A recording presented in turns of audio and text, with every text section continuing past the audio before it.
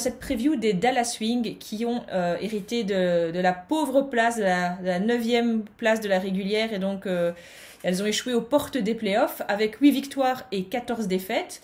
Donc comme je le disais, pas de qualification en playoffs et ça s'est joué à peu de choses près avec les Mystics. Malgré tout, de belles choses à retenir. Arike Ogunbowale finit meilleure marqueuse de la saison. Elle est aussi dans la All WNBA First Team.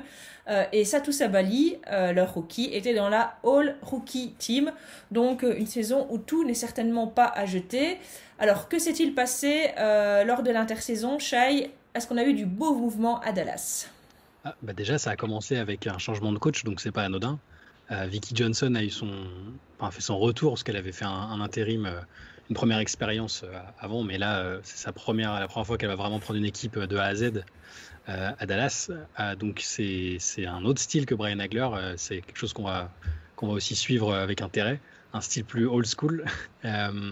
Et sinon, au niveau des joueuses, ça s'est beaucoup fait via la draft au final, parce qu'on savait qu'elles avaient 18 000 pics à utiliser sur cette draft-là. Elles en ont échangé un, mais au final, elles se retrouvent avec donc Charlie Collier qui a été drafté en première position, Awak Kuier en deuxième, et elles ont complété avec Chelsea Dunsey, donc qui sera sans doute la doublure d'Arike, et Dana Evans, dont on ne sait pas encore si elle sera dans le roster final. Et au rayon des départs, donc Cathy Lou Samuelson qui est partie à Seattle, sans doute au grand plaisir de Liv. Et Astundur qui est donc retourné à Chicago après l'échec assez cuisant malheureusement de cette première expérience avec Dallas. Donc quand même pas mal de mouvements. Comme tu disais, commencer par un nouveau coach, c'est évidemment quelque chose de marquant. Alors si on peut faire un point sur l'équipe, Flo, on en est où alors? La question se pose de savoir si avec une nouvelle coach l'équipe va être dans la continuité ou pas. Maintenant, si on part de ce qu'on a vu l'année passée, on a de toute façon d'office Arike Ogunbowale. Je pense qu'elle a d'office sa place dans l'équipe, comme Satou Sabally, probablement au poste 2 et 4. La paire avec Marina Mabrey avait été assez intéressante. À voir si elle va être continuée. On sait que Vicki Johnson a l'air de croire au retour de Moria Jefferson. Donc là, il y a une question qui se pose au poste de meneuse. Charlie Collier, si tu la draftes en 1, c'est pour la mettre au poste 5. Elle apportera sans doute un côté athlétique de la défense qui manquait à l'équipe l'année passée. Et le poste 3, je pense que sauf erreur, il devrait rester à Kayla Thornton, qui l'avait déjà l'année passée.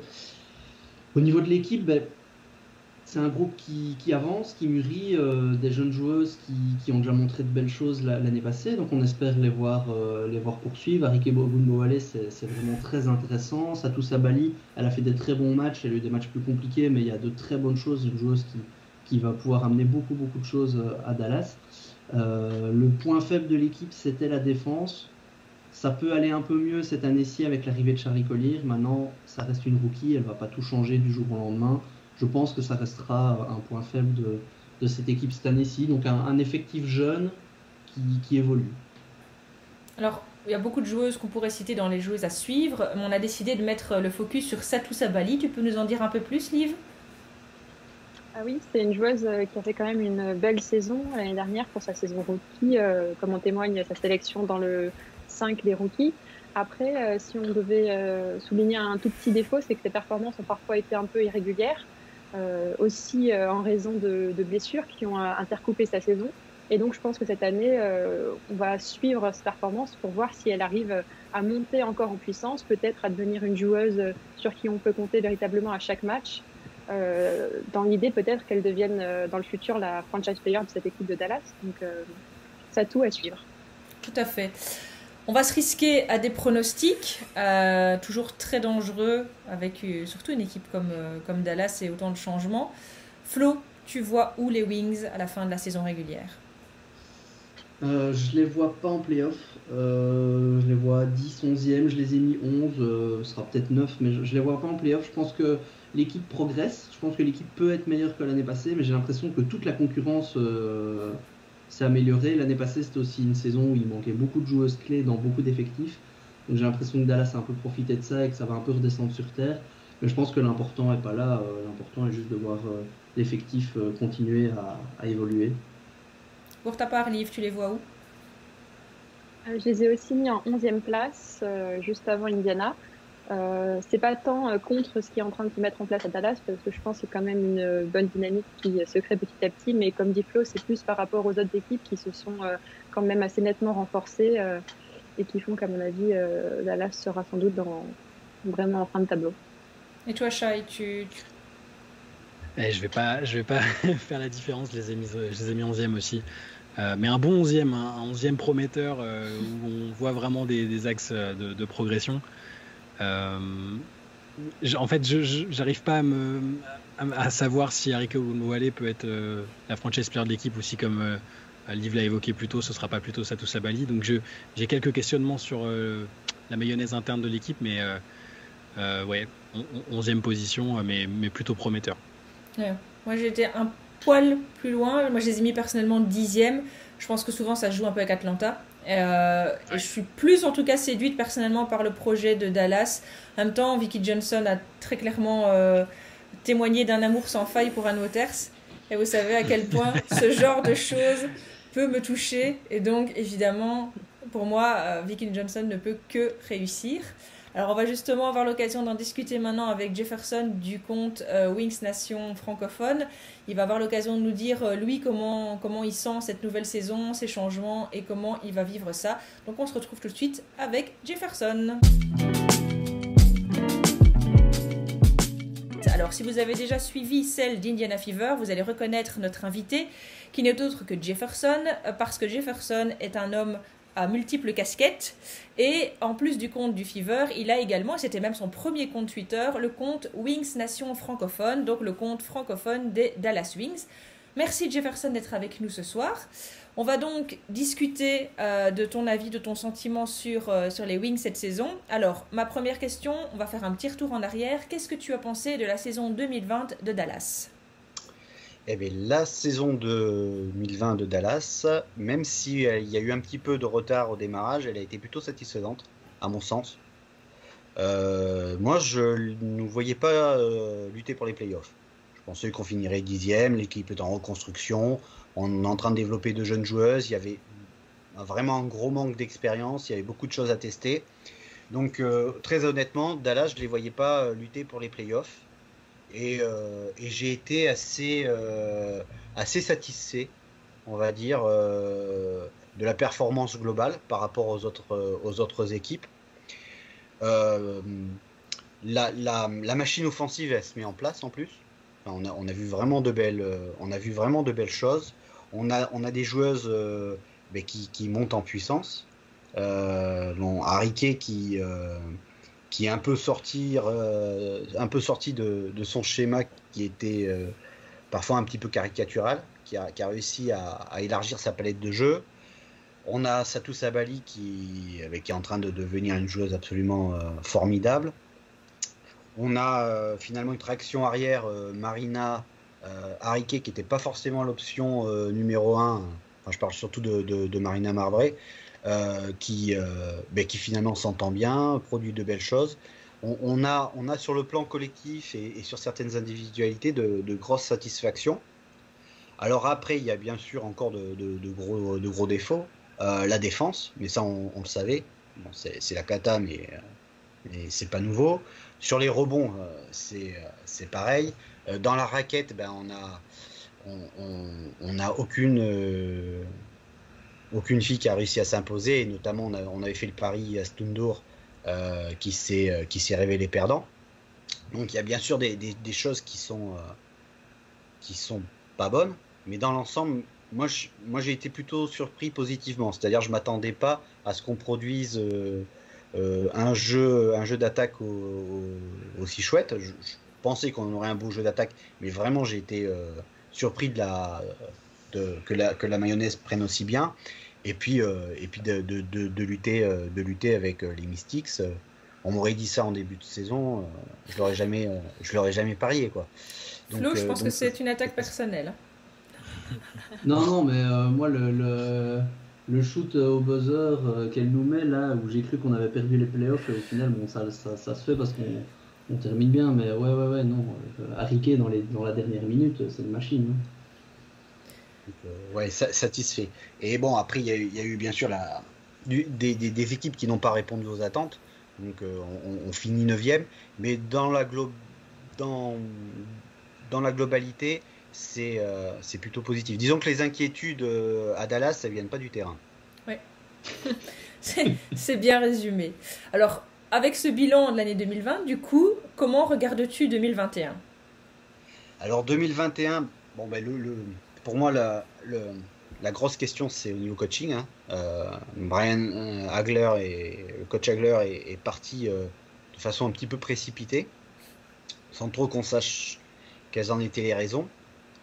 Donc c'était pourtant lui à qui on avait mis les clés de la reconstruction.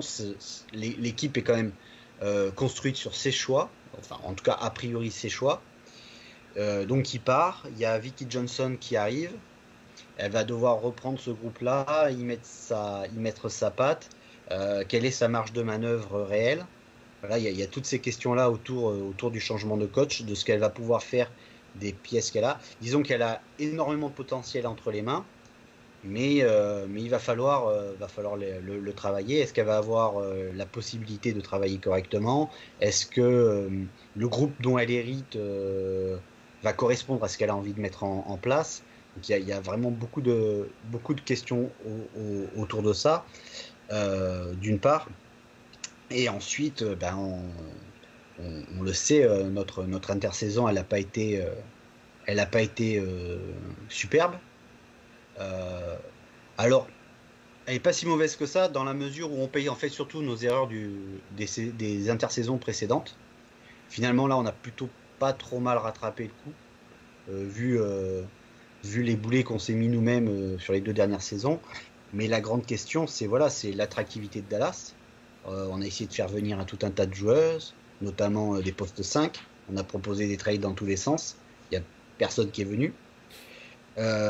Et je pense aussi, la question, c'est notre capacité à garder nos perles rares. Parce qu'on a de superbes joueuses, mais on en avait il y a un an, on en avait il y a 2 ans, on en avait il y a 3 ans, et on en a quand même pas mal qui sont partis.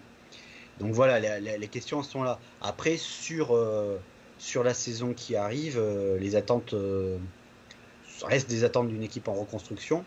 Mais ce que j'aimerais voir, c'est de continuer à voir le groupe grandir. C'est qu'on arrête de se faire pourrir dans la raquette. Voilà. Donc on a pris un pick 1 pour drafter un pivot. On a besoin de rebond, on a besoin de défense. Voilà, j'espère qu'elle va faire sa place, que ça va pas être une énième déception en poste 5, parce qu'on en a vraiment besoin. Hein. Nous, notre raquette, c'est porte ouverte à tous les matchs. Donc ça c'est important.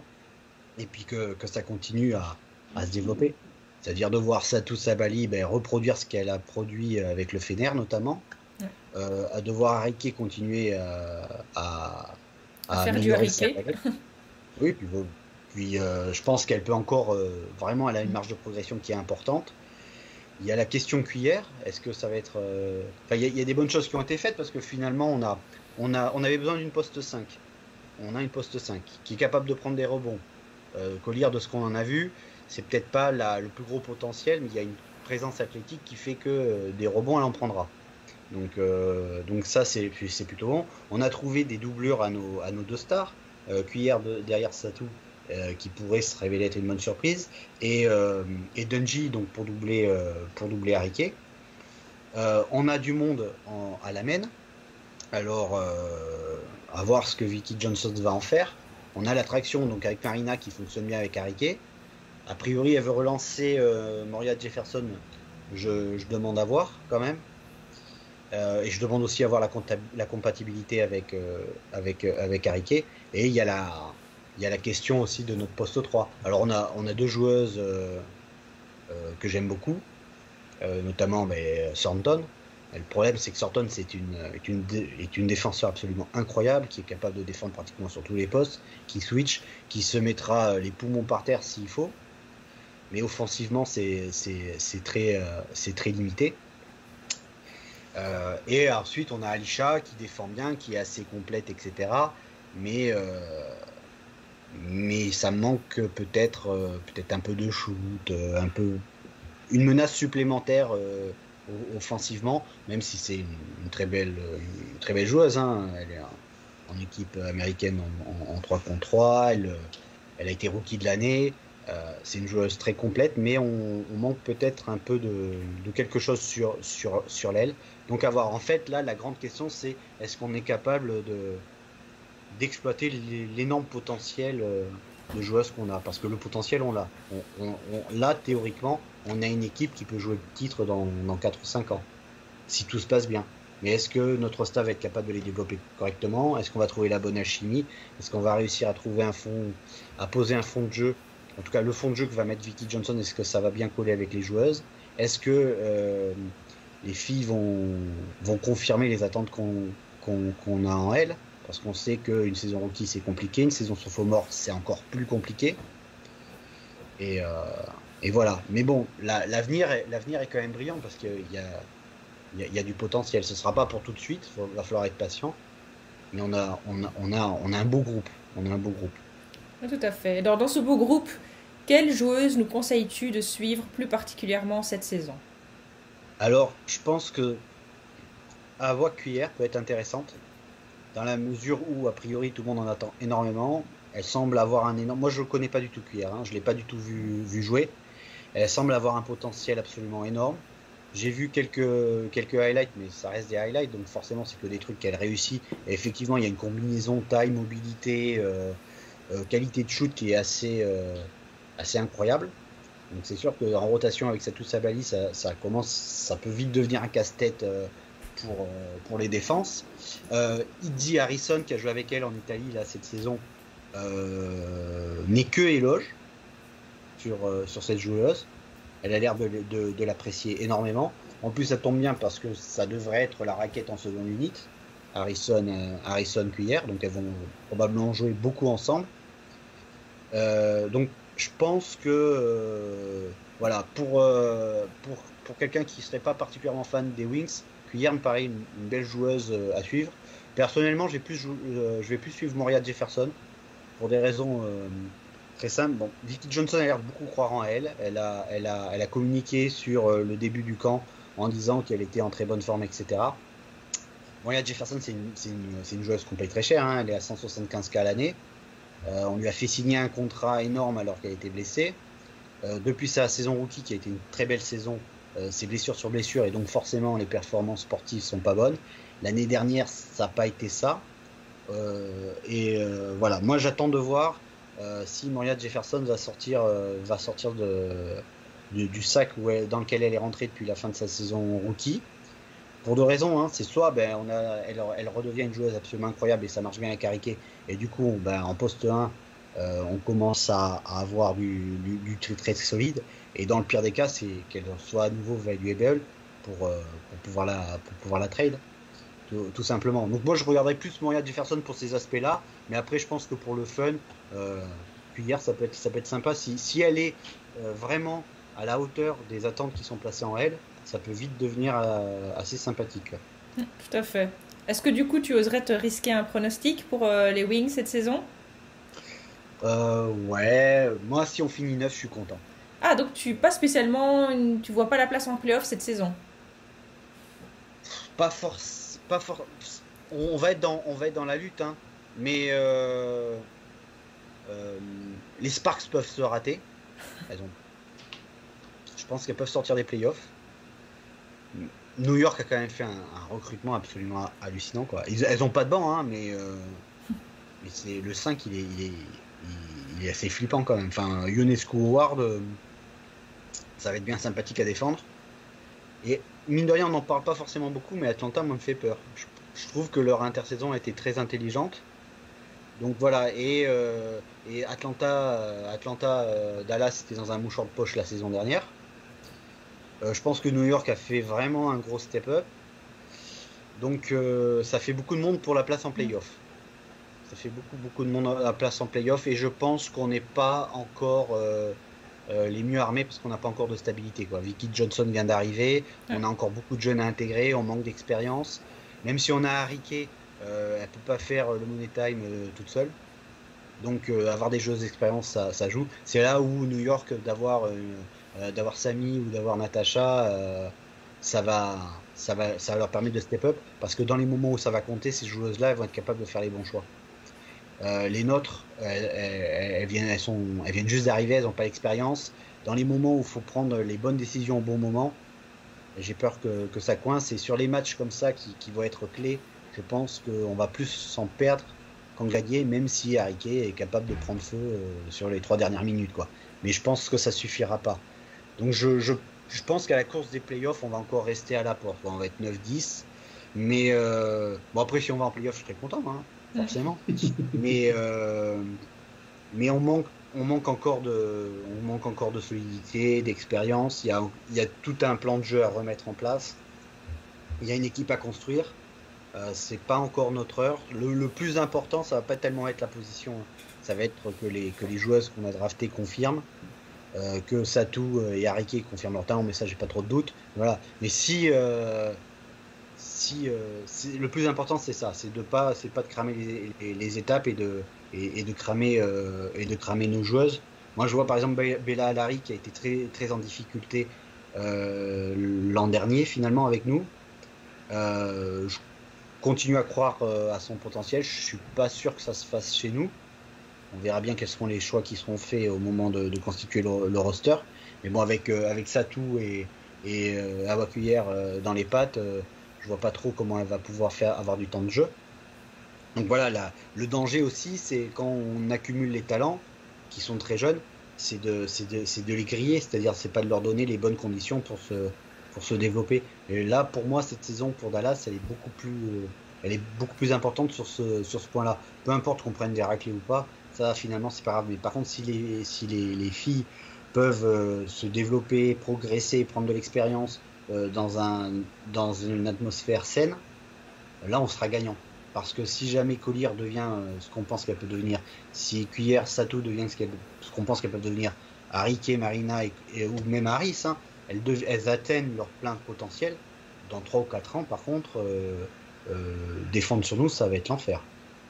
Mais ça demande à ce qu'on forme correctement ces joueuses-là, qu'on leur donne le temps et les conditions nécessaires. Parce que le passage université de WNBA, il est très compliqué et il y a un paquet de talents qui se sont cramés parce qu'on n'a pas eu la patience et on leur a pas donné les conditions pour. Alors avant de te laisser aller compter ton pétrole, est-ce que l'équipe, vous avez une question à poser à Jefferson en rapport avec les Wings? Moi je me pose un peu la question, c'est que là il y a une nouvelle coach qui arrive, on sait la joueuse que c'était, on va voir la coach qu'elle est. Déjà de voir est-ce que le projet va être dans la continuité de ce qu'ils y avait commencé depuis 2 saisons avec Brian Hagler, ou est-ce qu'il va y avoir quand même un virage qui va s'opérer. On sait bien qu'elle va sans doute avoir des joueuses qu'elle va préférer par rapport à ce qui se passait avant, mais est-ce que votre pire ennemi finalement c'est pas vous-même quand on voit enfin je vais appuyer là où ça fait mal, hein, je sais bien, on a déjà discuté plein de fois, mais le départ de Skylar qui s'est pas super bien passé, le départ de Liz Campbell qui s'est pas super bien passé non plus, comme tu dis, il va falloir du temps et savoir est-ce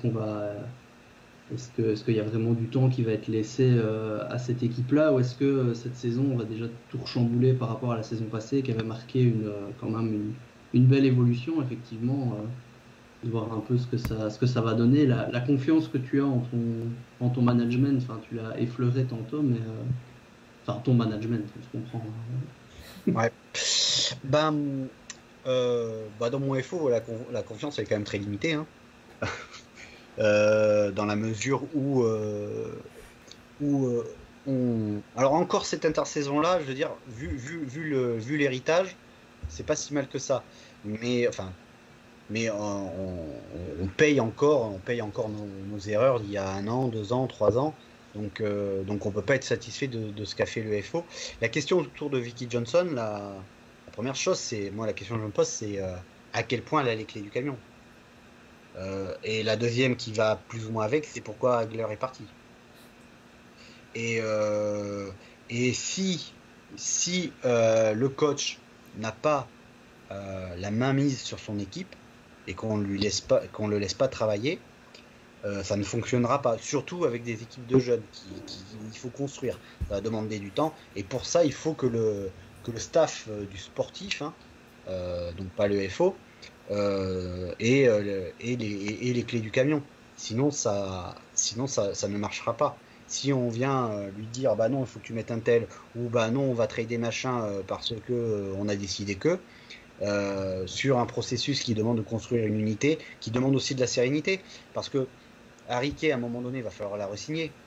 Si c'est le souk, qu'elle voit que rien n'avance, je suis pas sûr qu'elle ait très envie de rester. Ça tout ça Bali pareil. Enfin, je veux dire, si tu as des joueuses à haut potentiel et que tu leur insuffles pas de la sérénité, à la première occasion, elles vont partir. Et c'est ce qui s'est passé. Alors, je mets pas Liz dans le même cas que Skylar, parce que bon, Liz Cambage, c'est encore différent. Mais par contre, ce qui s'est passé avec Skylar Diggins-Smith, c'est absolument honteux. Alors, qu'elle parte, moi, je peux le comprendre sur le plan sportif. On part sur autre chose. Voilà, c'était peut-être pas compatible avec Harry Kane, on n'en sait rien, mais c'est la façon dont ça a été fait. Et là, ça démontre quand même un état d'esprit qui est particulier, et je suis pas sûr que ce soit le bon état d'esprit pour reconstruire une équipe. Et ensuite, bon, Vicky Johnson, ben, on va voir ce qu'elle veut. La chose qui est sûre, c'est que ça va plus se défendre. Ça, de toute façon, parce qu'à mon avis, je pense pas que ce soit la... Après, on peut se tromper, hein, mais je pense pas que ce soit le genre de coach qui va accepter les errements qu'il y a eu l'an passé. Après, à elle de voir, mais elle a énormément de potentiel entre les mains. Elle a des joueuses qui peuvent jouer très modernes, donc on peut stretch à mort. On a des joueuses qui peuvent jouer très old school, à commencer par Collier. Elle a une panel de talents qui font qu'elle peut pratiquement poser ce qu'elle veut comme jeu. Et en plus, ce sont des jeunes joueuses, donc tu peux les modeler, donc elle va avoir, le coach aura un rôle prédominant, à condition qu'on lui laisse les coups des franches. C'est-à-dire qu'on ne vient pas lui casser la tête tous les 4 matins. S'il y a une série de 3-4 défaites d'entrée, il ne va pas falloir commencer à vouloir changer tout. Parce que ça aura rien d'anormal. Et 2, c'est pas comme ça qu'il faut travailler. Et là-dessus, c'est à voir. Mais je pense que les inquiétudes, c'est l'été prochain, quoi. Qu'est-ce que le FO va nous concocter, quoi. Après, voir si Vicky Johnson arrive à mettre la main. Si elle arrive à mettre la main dessus, qu'elle commence à faire du bon travail, et qu'elle est là pour 3, 4, 5 ans, dans 3, 4, 5 ans, c'est une équipe qui peut jouer le titre. Par contre, si à la fin de la saison, Vicky Johnson claque la porte, qu'on trade la moitié des joueuses, on va continuer à faire les fonds de classement, quoi. Donc ouais, c'est comme je disais au début, le problème il n'est pas sur le terrain, quoi. Il est à côté. Écoute, on va te souhaiter le premier scénario, hein, à savoir que Vicky soit là pour reposer ses valises et pour construire l'équipe que tu souhaites voir dans 3-4 ans. Pour tous ceux qui sont fans des Wings, qui veulent en savoir plus, qui n'hésitent pas à suivre ton compte, donc c'est Dallas Wings FR, les Wings Nation francophones, pour te retrouver durant toute la saison. On te remercie Jefferson pour cet œil éclairé et aussi la passion qui t'anime quand tu parles de ton équipe. On te souhaite une très très bonne saison et on vous dit à demain pour une nouvelle preview. Salut, salut!